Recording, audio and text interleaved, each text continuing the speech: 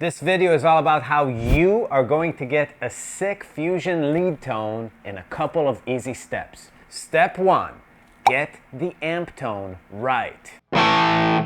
Be sure to check what your amp sounds like dry. No reverb, no delay, no pedals.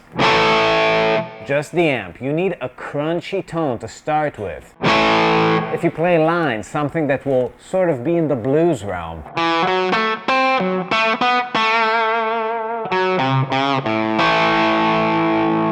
A lot of amps can do it. It's better to have an excellent amp. My amp is fucking great. Check this out.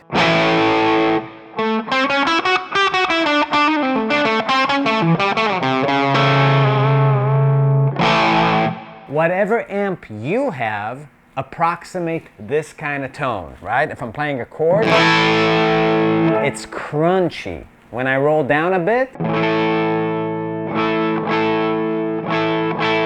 cleans up a tiny bit.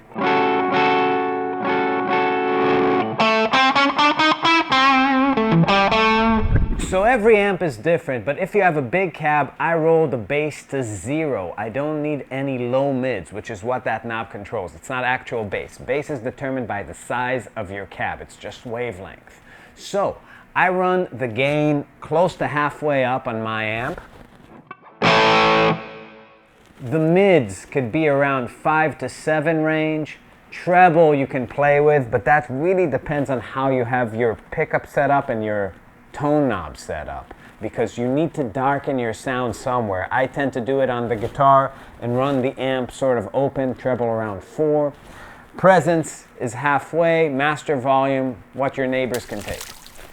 Step 2, get a sick ass distortion or overdrive pedal. Now I've been using the SD9 by Maxon for years, but I just found the SH9, the Scott Henderson pedal, and it's so good. It's so much better. Just buy that one if you don't know what to buy. But there are a lot of pedals will get you there. But buy an SH9. But check it out. It takes you from here to here.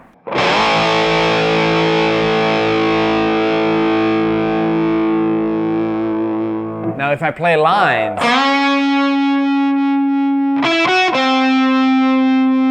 I got all the sustain now.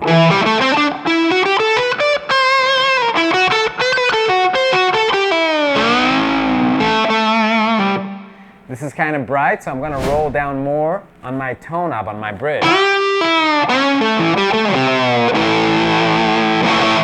The next step is adding delay. Delay is a crucial part of your sound for a fusion tone, because unlike a clean tone that sort of looks like a triangle with a big attack, this distorted sound looks like a worm. And the delays just blend the attacks and give you this pillow to play on that's very comfy. But it has to happen in the effects loop, meaning after your preamp, because if you don't do that and you're running any amp distortion, the repeats are gonna get distorted and you want very clean repeats. So this is what it sounds like when I add delay to my distorted tone. So delay takes it from where it was to here.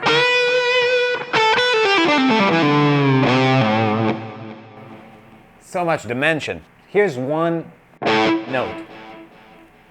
So I have that amount of delay.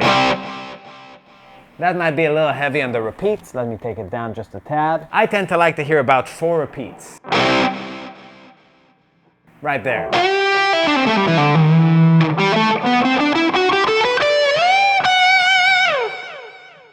That's about right. Now the next step is adding reverb, also in the effects loop. Now reverb you can skip, it kind of puts you a little bit back, but I like having just a touch. That's sort of the reverb I use with delay for a lead tone. Now let's hear that with the delay.